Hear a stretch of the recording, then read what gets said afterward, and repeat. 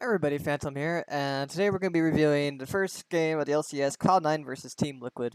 This is going to be a completely unbiased, first time watching and review, first impressions. I didn't make any notes in advance, and the goal of today is just review Cloud9 versus Team Liquid on patch 10.1. This was before the Affiliates nerfs, this was before the Karma buffs, let's see what else was really big about 10.2. This was before the Trundle buffs, and this was also before the Sigs buffs. So, don't expect to see any Trundle yet, because Trundle hasn't been buffed yet in this patch. Don't expect to see Karma spammed yet, and expect to see a lot of Aphelios. So, 10.1 review, here we go. Unbiased, first time watching, no pre-made notes. Alright, so first let's talk about the drafts. So, I'm going to assume that this is still in the original order. Okay, so if it is, feel free to correct me in the comments section. So for first pick, Quad9 goes straight into Aphelios. They're doing this because in 10.2, 10.1, Aphelios was undeniably the best ADC of the patch. He had almost no rivals at all besides the Senna and the Misfortune.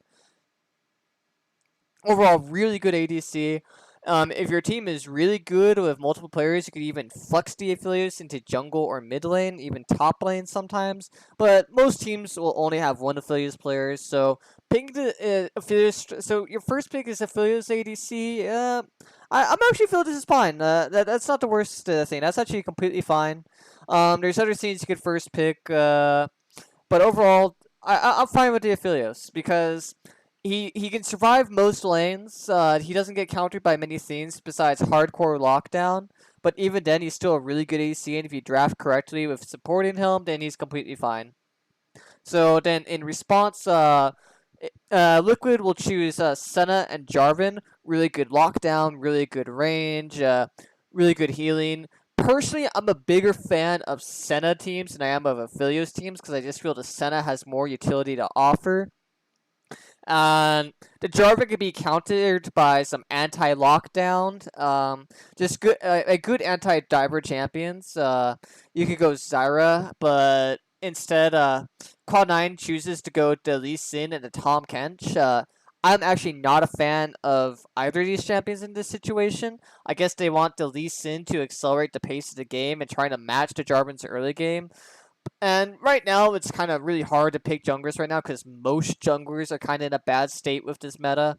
I'm really surprised that they didn't go Gragas to counter the Jarvan. I think Gragas would have been a far superior pick here because he does have early game. He can deny the diving capabilities of Jarvan. So every time Jarvan goes EQ'd onto the ADC, he can go R to rescue his ADC. So very surprising to go to Lee Sin here, but there's just this false belief that Lee Sin's the almighty into every situation champion. Tom Kench is picked. I actually don't like the Tom Kench at all because when you think about it, what does the Tom Kench actually give the Aphelios against the Jarvan? The Jarvan's just gonna ult them both, and now they're both trapped. It's just I'm not a big fan of the Tom Kench here. I think Zyra would have been a far better pick here, or anything that can kind of resemble that. A Janna would actually been nice here. But then again, they already picked Lee Sin. I'm not a big fan of either of these two picks. Right now, if Liquid's going to be smart, they're going to punish the Tom Kench and the Aphelios with a really good oppressive mage. But they go for the Fresh instead. That is just beyond bizarre. Liquid's literally counterpicking themselves here. Tom Kench specializes against champions like Fresh, Nautilus, or Morgana because, especially when Tom Kench was originally being spammed, it was almost always as like a counter pick where one team would pick like Morgana, and then one team would reply, "Instant bam, Tom Kench. Your Q means nothing now," and it was actually an effective strategy back then. And so Liquid is literally counter picking themselves here, so it's just kind of weird. Next up, so the next bans will be Zoe and LeBlanc. I'm not gonna advise too much on bans right now because I don't know what their analysts see. These guys are watching each other scrim. There's just so much stuff that I don't know about. Like, these are the guys scrimming every day. These are the guys like facing each other. Like they have paid analysts to scout each other out and find out what the dealio is. So I'm not going to really comment too much about bans because there's just so much information I'm missing. But going on, they choose to first pick Azir. Really good, safe blind pick. I think Azir was really undercredited during Worlds. So I think there was cases where you could definitely pick Azir, and he wasn't picked. So the Azir pick will be fine. He's good into a lot of different matchups. And then Cloud9 responds with a Veigar, and they also close it out with an Aatrox. The Veigar is actually fine. That can be interesting. It gives some scaling. It stops a lot of the mobility on the team. It's gonna make Jarvan, Fresh, and Azir's life a little bit hard because those are both dashy champions, and obviously, as you know, you can't dash into a Veigar cage. So the Veigar pick is actually kind of smart here. But what I don't like is the Aatrox. There's so many things that can beat the Aatrox. There's Hecarim, there's Fiora, there's Mordekaiser. We have the newfound set. So I don't understand with this. There's so many things that can actually beat it here, and they go and Liquid does respond with a Mordekaiser, which can have a good matchup into him. Honestly, both teams kind of like did a really bad job drafting. It's very weird. Like Cloud9 goes all in on the Tom Kenshin to Lee Sin way too early, and then Liquid literally counterpicks themselves with Fresh. But then it's just like Cloud9 seems to have a core strategy they want to execute between, and then but it seems like they're over funneling on that strategy, and when they face better teams who have proper players who can draft correctly with the coach, I feel this might be exploited later if this is the reoccurring pattern. But that being said, as in who wins draft, it's honestly I like Liquid's draft more. Like it has more range, it's easy to execute, it scales quite nicely, but maybe Veigar and Aphelios are just way too oppressive, and they'll be able to make things work. But I feel like if Liquid plays correctly, the Azir, the Senna will just make so much work down. But who knows? Maybe the Veigar just counters the Jarvan completely. I still don't like the Tom Kench here. I don't like the Lee Sin. I don't like the Aatrox. So let's get into the game.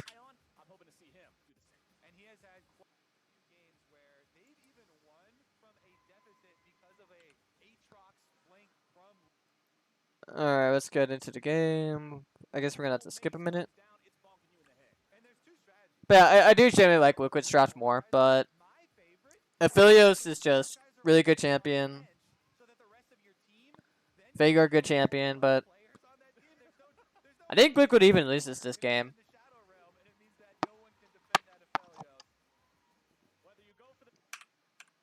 Alright, let's skip. Okay, game is starting.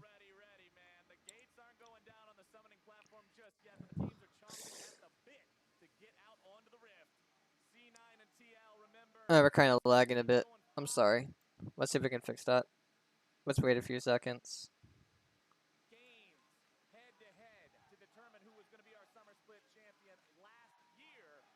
Why are we lagging? Hold on, do I need to turn something off? Do I have too many programs turned on? Maybe we try turning off Discord. I'm sorry about this. Maybe that'll make a difference.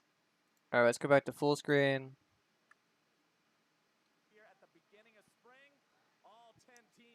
What? Maybe we try lowering it to 720. I'll be bummed if that's actually the problem.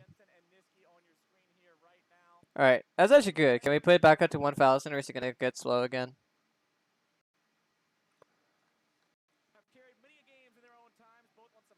Okay, it's working now. We just had to reset it a bit.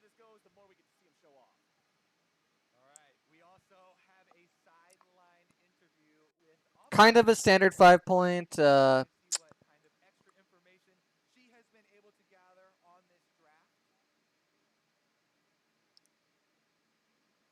an anti-invasion ward in bot lane.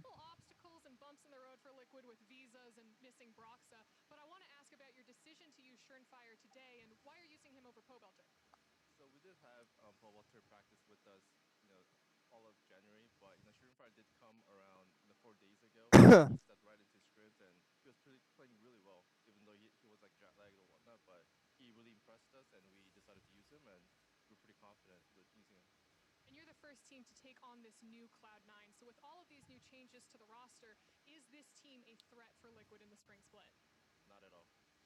You heard it here, Dodo. Thank you and best of luck. Back to you guys. That's what you like to see from a four-time champion. Not at all. That's confidence right there. And putting the magnifying glass on Mm. Purifier right now, you can see on screen during that interview, he started red buff, so that's top side. Dota positioned so poorly in that trade. Senna Thresh lane. That's a lane with a lot of setup. Like, I don't understand why he isn't using center range. Like, he doesn't have to put himself in danger like that. He can just poke out with Q. Doing a red side clear here on Lee Sin, knowing the tendencies of Team Liquid. I see he's using the glacial build. I personally still think that there's other big keystones. I really like the grass build. I really like Dark Harvest. Above everyone else in last year's competition. These two are the kind of guys that can just run the lane from start to finish. And you can't blame a jungler for wanting to get involved from either side. Misses another trade there. Or do everything you can to prevent it in the case of They get the natural shove just because it looks like Cloud9 just wants to play safe in the first place. They want to play with the resources. They're fine being pushed in.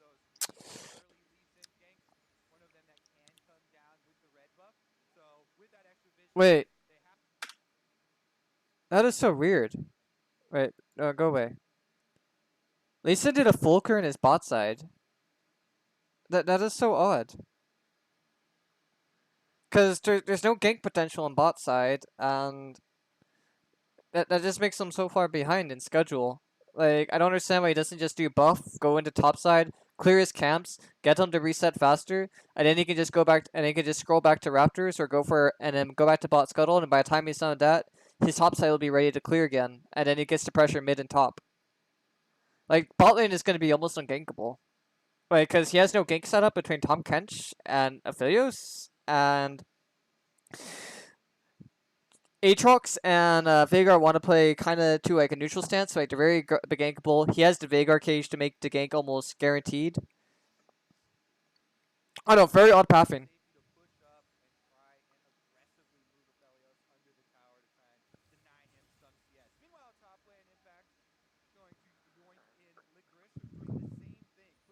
Like, Jarvan's path makes more sense because he gets to clear Gromp first. Alright, we're lagging way too much. We're gonna put this back to 720. I'm sorry, guys. Fire coming in for the gank onto Niski here. Manages to get the flash of the Cloud9 mid laner. And that means no... This is actually so tragic for Veigar. Veigar literally has nothing except cage to avoid ganks. And this kind of goes back to Lee Sin's pathing, because since Lee Sin chose to get path all bot side, he's not going to be here for the counter gank, so he can't keep the Veigar safe. Like, this is actually a byproduct of Lee Sin's pathing.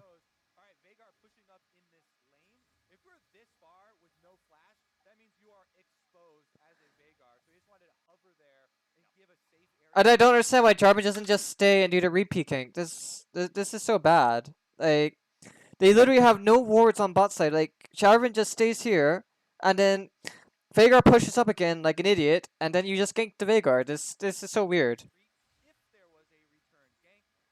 There should have been a return gank.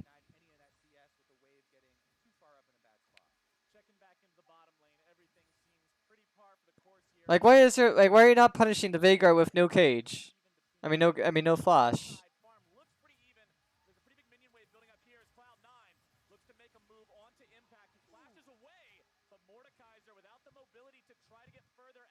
That was such a sloppy gank on Blabber. Let's play that a bit. Where is the... Why is he so slow to do things?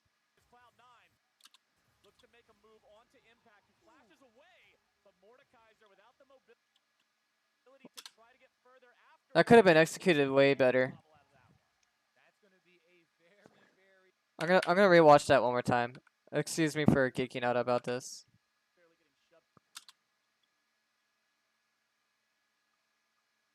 Why doesn't he just do a normal river gank? Why does he go around it? Did he steal camps? Is that what he did?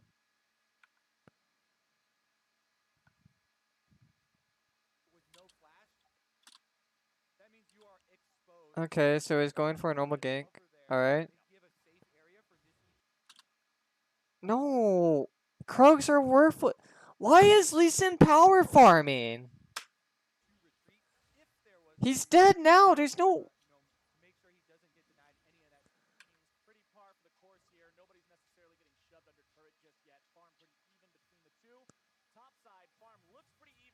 And now the wave is in such a worse spot. Looks to make a move onto Impact. Will barely hobble out of that one. That's going to be Blobber's just so late for so many things. He wasn't for the mid lane counter gank, and he's not there when the wave is ideal for it because he wants to power farm Krugs? blowing the flash off of Mordekaiser with Licorice still having his means Aatrox is going to be able to determine this lane now.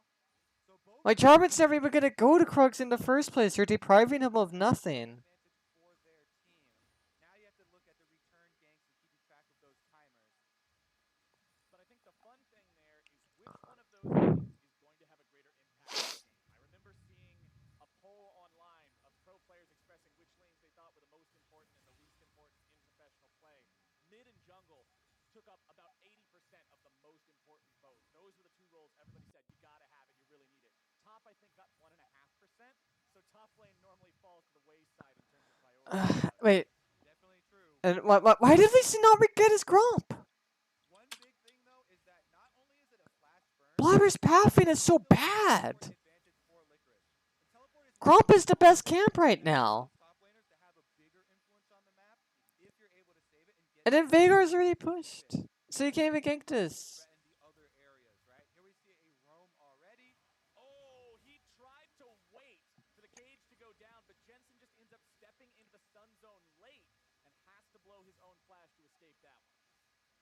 All right, that's going to even up those mid lane summoners. Definitely nice move. I just don't understand the pathing this game. Showcasing some jungle support synergy roaming along with them. And then the Vagar's flash was actually never punished, humorously enough. The Vagar's flash was never punished. Off for a little bit, cost you a couple of minions there, especially against a lane like Thresh Senna. So much crowd control. If they catch you, they'll be able to chain snares. Yeah, if either the Flay or the Okay, Jarvan's setting up for top side. He has no bot side to farm.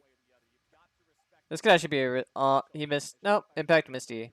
Licorice's ward will spot him out soon enough to allow Licorice to get back. World Ender up and running. But remember, it's also all about that death realm on the Mordekaiser as the Drake. Wait, why are they getting Drake?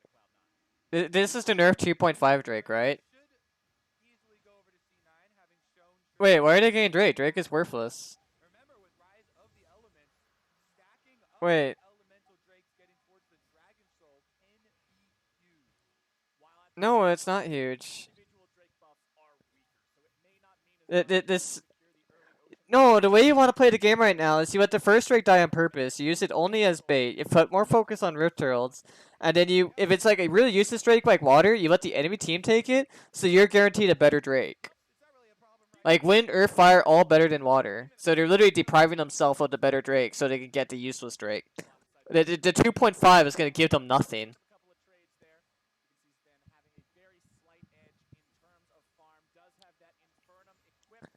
That's your flamethrower there. Like really, the pro teams actually don't notice. You don't take first water Drake. Deleted when he drops the Moonlight Vigil enchanted with it, but it'll be a So now they can't triple stack Drake.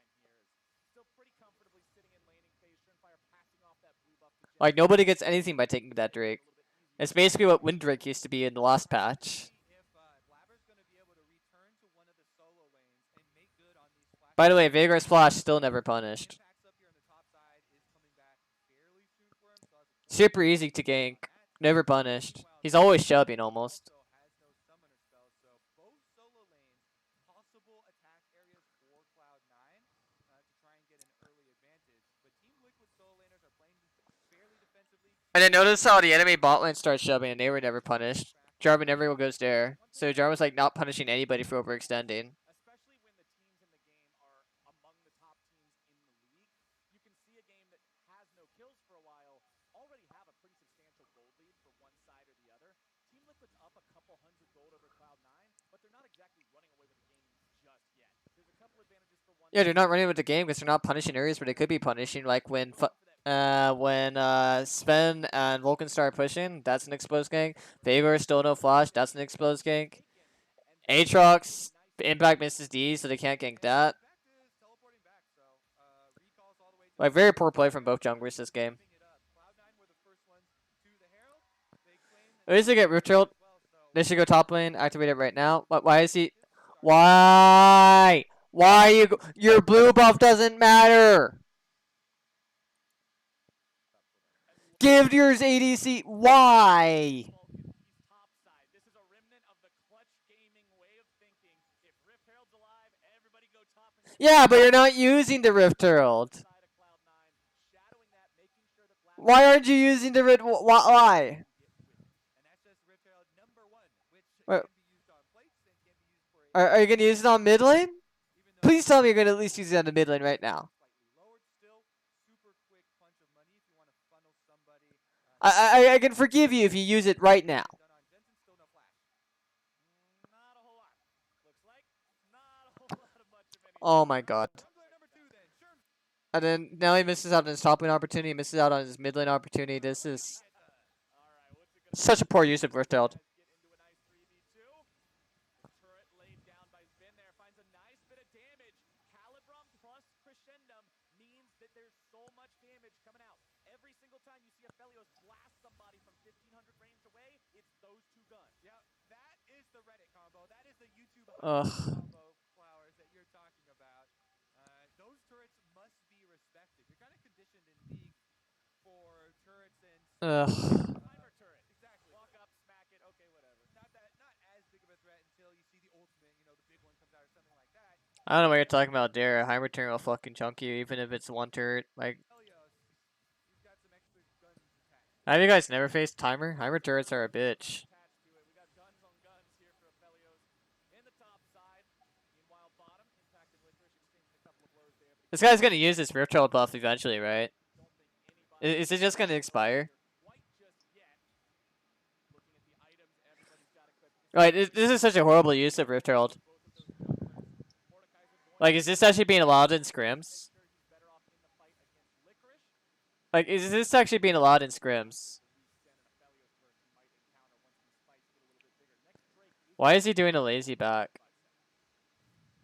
I feel like we've also seen some very good dodging. If you wanted to recall, he just fucked up his chance to recall. The death scratch from Mordekaiser, both Licorice and Flower. You're gonna, and then both mid laners get their flashes to recover, and then they're never punished.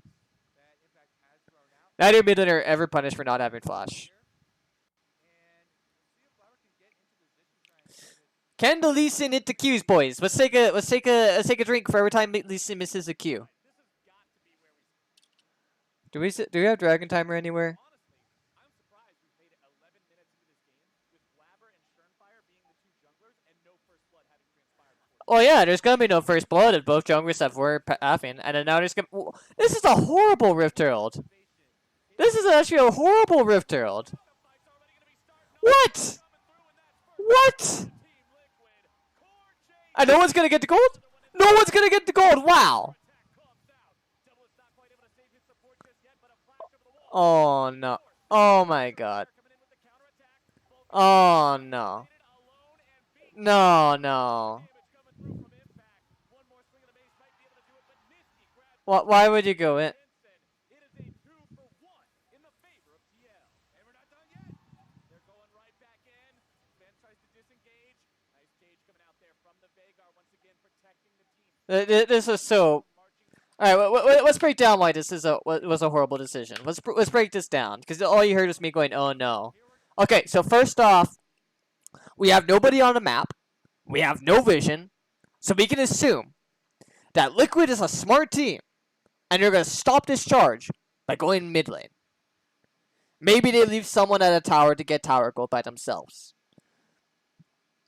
because they only need like 3 or 4 people to stop this.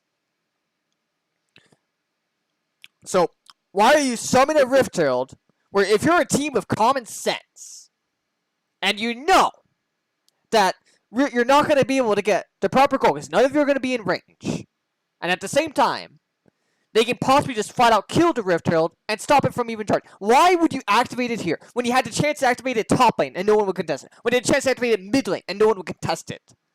Like, what on earth would make you think that this is a good idea when you had so many better chances?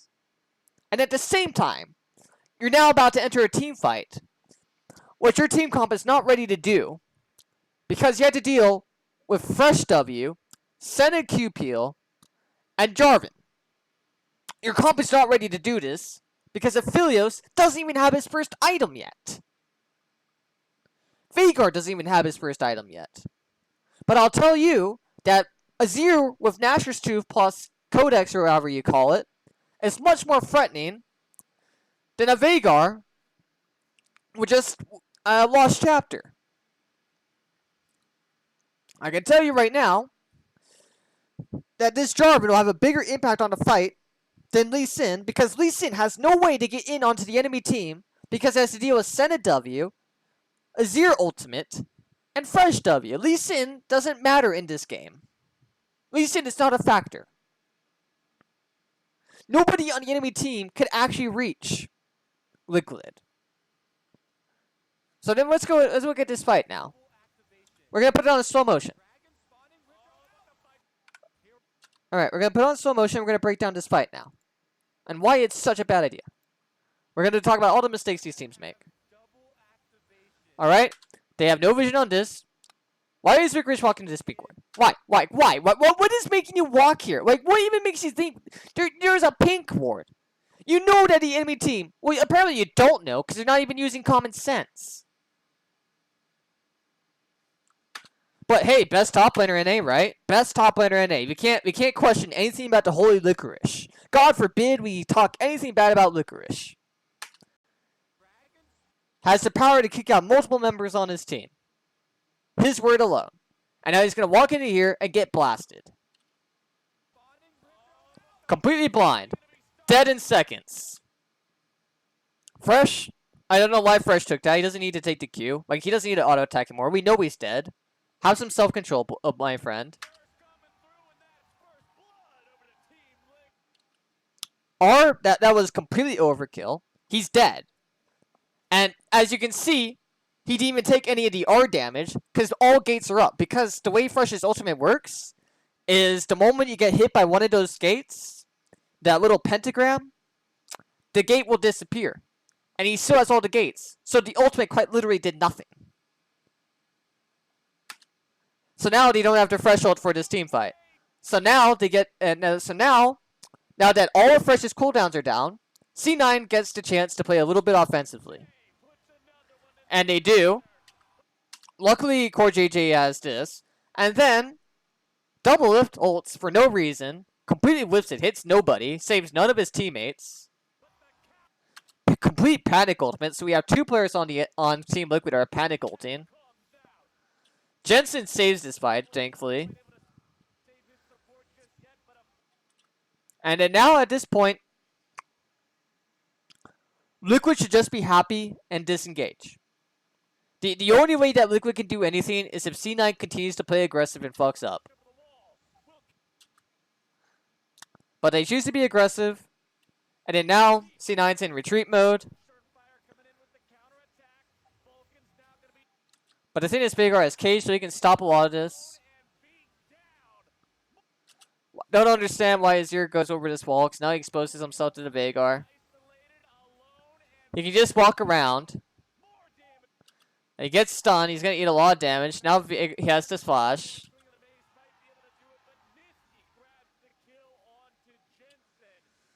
Honestly, I would have preferred Team Liquid to just back off.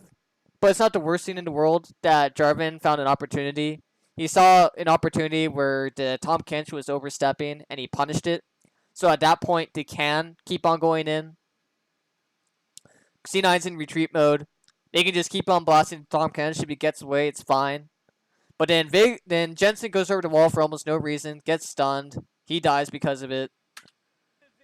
Messy team fight from both sides. Liquid played it a bit better.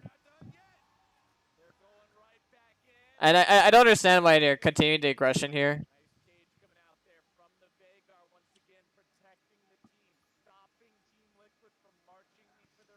Niski saved this fight. This could have been so much worse if Niski wasn't here.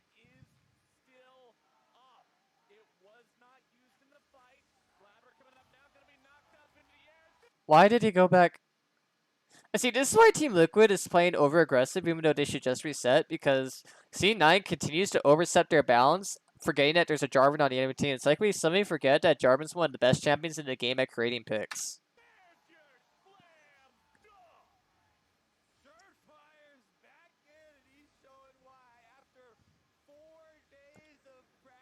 They go for this dragon here. There's no way to contest. This is fine. Because at the same time, you don't want to give away the second dragon, because if you give away the second dragon, you put yourself in danger to soul. And you put Elder at a higher chance of spawning, which is also no good. We can put this at normal speed now. But yeah, messy, messy, messy. Core JJ sitting on that control ward in the side brush at River. This is the beginning of it. You can see Sternfire, Core JJ, double it, all sitting in here. And Such a bad Rift Herald. Such a horrible use of Rift Herald. right into it. Everything lands, and that is Cloud9 being down. Imagine they had the Fresh ult or the Senna ult coming into the fight that's about to happen. C9 wouldn't even be allowed to walk to them. Fight allowing Team Liquid to get Like, imagine Fresh ult right now. out with their flashes here. Even though it's a good re-engage. Or he's still alive. Imagine he goes in his next fight and gets to use the Fresh ultimate. Why is sound muted? Really aggressive. There we go. Jensen gets burned down by Misty off of the ultimate, but it's at the cost of the extra kill going over. So in the end, 2-for-1. Plus Fire Dragon spawns. Both teams are going to want to contest for this. Fire Soul debated the best soul in the game. yeah, they get the 2-for-1. They get this extra. Although I personally think it's water. Flabber just does not respect Sternfire still having the ultimate. Meanwhile, bottom side, Licorice is ready to take Impact down. One more stab will do it. Don't need a mace. He's got a blade instinct. I understand what that was. The solo kill. All right, you might catch me out on a control ward mid lane with the stairs, but he gets right back out there, Flowers. That's how you do it. When you get knocked down. Like, why are silly 1v1s like that happening? Like, he's up an item on you. He skipped boots so he can rush his first item. He's stronger than you. He went for a peeling item, so he's shredding the armor that you bought. So, don't understand that. I like to see Licorice was the subject of so much talk, not as much last year, but the previous year. Everybody was so hyped on this kid, this new, young rookie coming out, just beating people up in the top lane. Last year, he didn't have as good of a year, but people still have really high expectations for him, and things like that are why. All right, so take a look at the base from Team Liquid. Nice little E here from Vulcan. They're setting up topside vision because they want to aim for topside tower. They see mid lane as too hard of a thing to contest for, and they want to stop the ARAMing. Right now, in pro teams, you're not going to see much like standard lane phases past the 10 minutes mark. Wait, am I streaming instead of recording? This afternoon is watching. Stop recording, start streaming. Huh. I'm not streaming. What? Is my stream turned on? It shouldn't be turned on.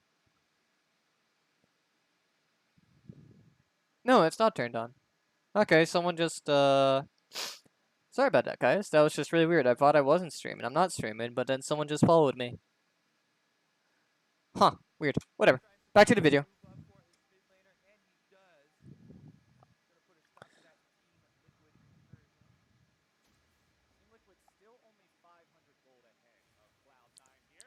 A little bit distracted. Wait, why is he... Why? How does that even happen? Why is he not just... Like, why is he walking straight to the top? Jensen, what are you doing? Are you cosplaying as Ben? That's a wonderful Sven cosplay you have there, Jensen.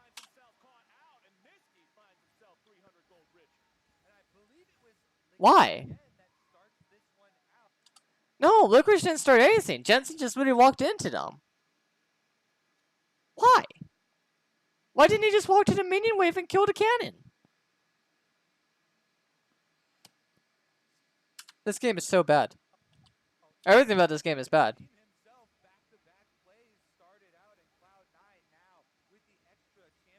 But anyways, explain why both teams are fighting for pressure into top lanes because Rift Herald's up again. Forcing pressure onto this mid lane tier 1. He's got plenty of minions. He's got his jungler right behind him. They only need a couple more auto attacks to be able to take this turret down. First turret bonus gold is still up and available for the taking. And Cloud9 says, yes, sir, I will happily cash in on that one, finding themselves now at a 700 gold lead. All right, plus on the top side, Sven gets a little bit of damage onto the turret before having to back off. No extra wards, as you can see on the map. There's a lot of uncertainty here. Don't want to overextend.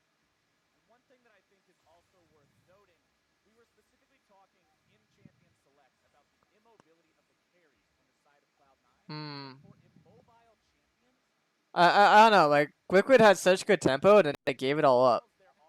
They literally just gave it all up out of nowhere. Right, they gave it up with like Impact dying, they're giving Aatrox pre-gold, and they're giving up through just Jensen just going to mid lane tower and randomly dying.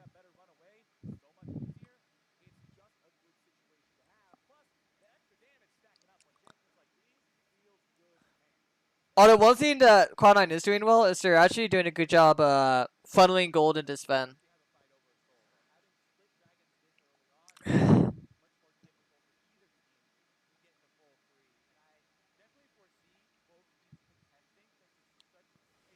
Alright, we see standard farming. For some reason, Liquid doesn't feel like contesting the Rift Herald.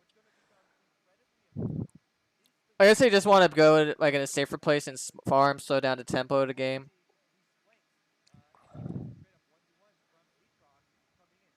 But then what? Wait. They're sharing farm. Why are they sharing farm?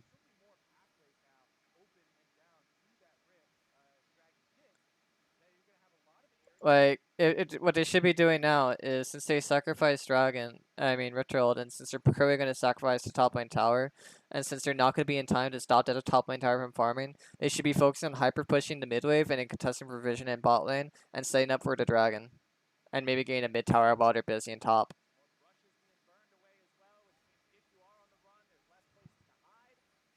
Alright, they're starting to do that.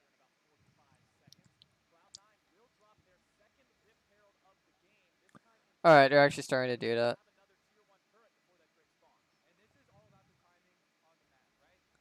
Although they had to back here because else they just lose both towers. Because it was too early to set up for dragon.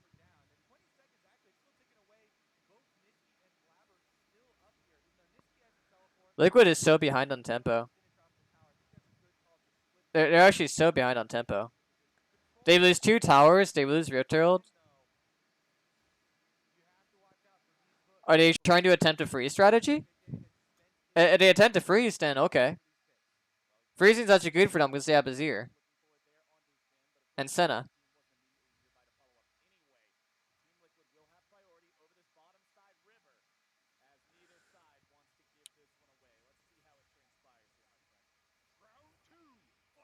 Impact is here already. Wait. Okay.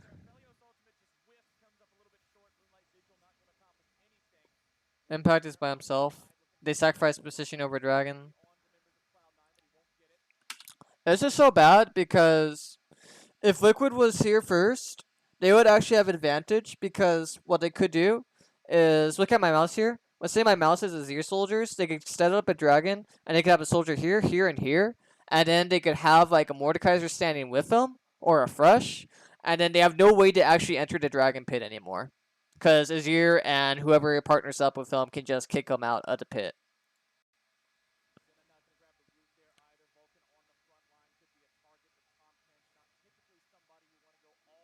But they can still brute force it because Azir is really good at brute forcing.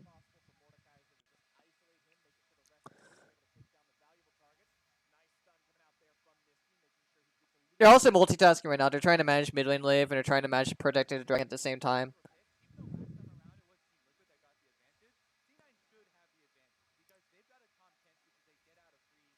No, C9 does not have the advantage here. C9 does not have the advantage here.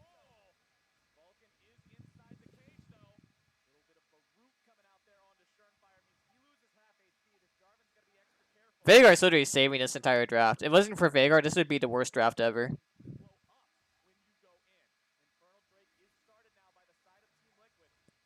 Like LS like to say, Veigar's coming in like Gandalf to White. He's saying, I got this, boys. I'll save this draft.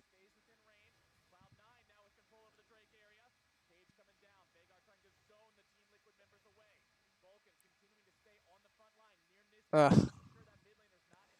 Yeah, I guess Veigar just can brute force them out, but at the same time, nah, Veigar can just brute force them out. That's why it's up to Liquid. They have to be really forceful about the things they do.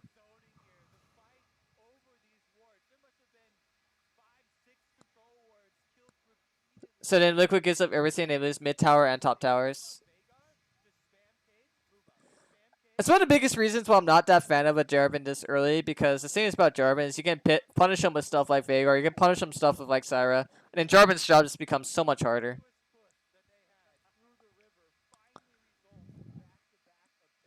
This is also a punishment for not punishing the flash that you had earlier. Like, why does the Veigar have one Sunday 4 farm? Wait, this is a pro game and Mordekaiser only has 139 farm. That's a big ouch. In most pro games, both pro players can just get perfect farm 24/7, even like a high tempo game. That just shows like they're not placing people correctly in the right spots in time. Like Mordekaiser literally doesn't have a home right now. He can't overpush against the Aatrox because he's so behind, and he can't really meet the Veigar either. Like, this is a starved Mordekaiser right now. And meanwhile, Aatrox is about to finish his second item.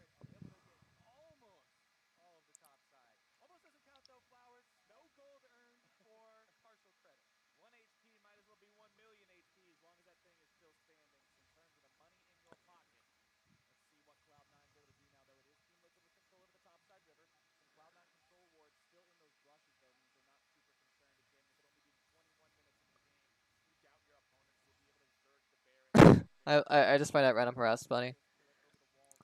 Okay, Zero should be focused. Wait, why did he get tagged? Why are they contesting for vision in such a risky way? Well, I don't understand why he's being so risky about this. I think Jarvan just gets cut out. Why would he even contest it? Like, in such an awkward. Liquid is just doing a lot of dumb things this game. Like, Cloud9 had a really atrocious early game of how to use the Rift Herald in a team fighting, but in Liquid it's just like, hey, we got a lead. Let's just give it to the enemy team by making every mistake possible by getting right. Almost all of Liquid's deaths are from being caught out. I think only one of them are from like an actual team fight. Well, let's actually do a count right now. So there was Mordekaiser being caught in bot lane. There's Ven being caught out in mid lane. Oh my god, 75% of Team Liquid's deaths are literally just dumb being caught out, being in places they shouldn't be. Think about that for a moment. The actual score of this game should be 3-1. The actual score of this game should be 3-1. All their deaths are from them being caught out, and then every time they get caught out, they lose tempo and they lose advantage.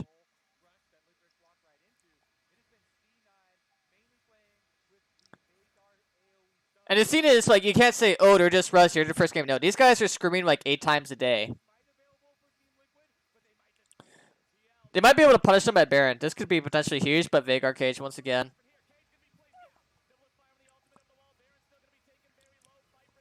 This Veigar's doing so much work.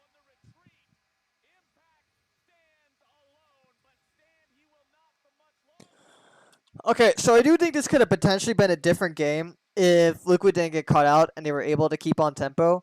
But what's going on here is that Veigar is such an oppressive champion against her comp because Impact and Surenfire are never able to go in at all.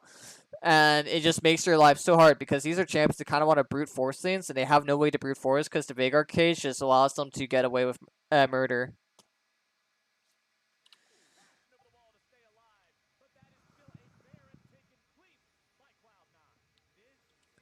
It makes you wonder how much higher would Cloud9 be in a lead if they had a better draft. Like, imagine Veigar Cage plus Brand Ultimate. Like, people would just be dropping like hotcakes.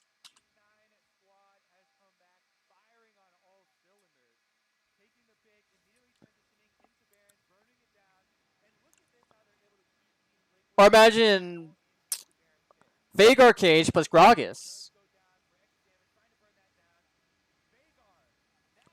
Because Lee Sin did nothing this game. If you think Lee Sin did something this game, then you're wrong. Like, please explain to me what Lee Sin actually did this game that was actually useful. He didn't gank. He didn't use Ritual efficiently. He does nothing in these team fights. He never lands Qs. Like, all this Lee Sin is right now is a W bot.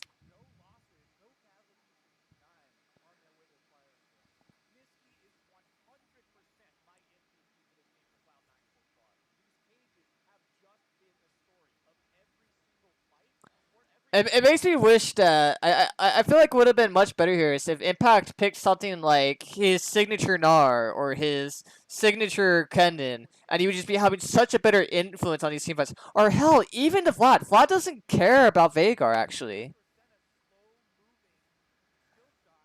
Like Team Liquid had a chance to hardcore win draft, and then they just counterpicked themselves.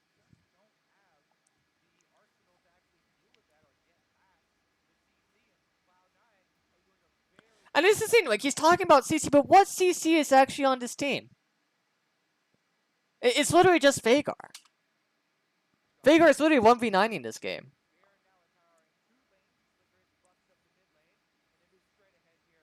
I know I said Liquid won draft, but now that I think about it, C9's draft is worse, but it wins because Vhagar just counters everybody on the enemy team.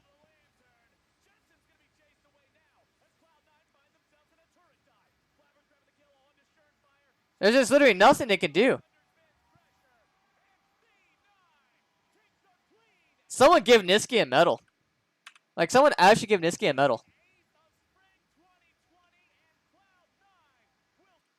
So, final thoughts on that game. So, I said at the start of the game I liked Liquid's draft better, but where I was wrong and where I was overlooking is I was forgetting about Vhagar's pure presence to basically become two champions with the cage and just make it impossible for Jarvan and Mordekaiser to do anything.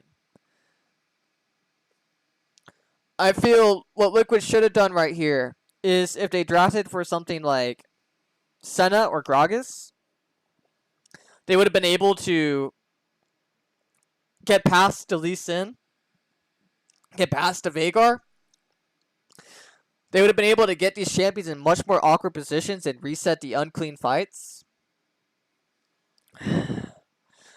So the this is what happened. This is why you don't really want to first pick stuff like Jarvan or Lee Sin too early, because both junglers had just about zero influence on this game. Lee Sin may have a score of 1-1 and 7, but you got to remember, to get an assist on Lee Sin, all you have to do is press W. You don't have to do anything else. You press E and it's AoE and it can't miss. Like, did Lee Sin ever really insect anybody efficiently? Did Lee Sin ever get proper ganks? Did he make people really burn their flashes? No, not really. Like, his influence on the early game, completely unnoticeable. Aatrox pairs well with the Vhagar because the Vhagar locks people up, and then the Aatrox gets really easy EQs to wins, so it's kind of easy synergy. But the Aatrox could have been harder punished by more efficient counter picks, or Impact just looks at the Vhagar and he just picks a champion that he knows can get past Vhagar. So the Mordekaiser, very overhyped champion. We see what happens to it in this type of situation. Didn't have any influence at this type of the game. Even the ADCs didn't really matter this game. I would say Liquid had a chance to take away the game with their early fight where they had a 1-3 lead, and they could have kept tempo, but they just get caught out over and over again, and being in places where they don't really need to be, and literally 75% of their deaths at one point were literally just them being caught out. So very unclean game of Team Liquid, and very bad drafts from both teams. Congratulations to Niski. You are a god. All hail to Vhagar Niski. Hello, our Lord and Savior. And I look forward to seeing more things from you, Niski, in the future. I hope Vhagar is not the only thing you can play. And honestly, people are hyping Licorice this game. No, this was the Niski show. Good job, Niski. I hope everybody liked this video, and I hope you guys find it informative. Have a good day.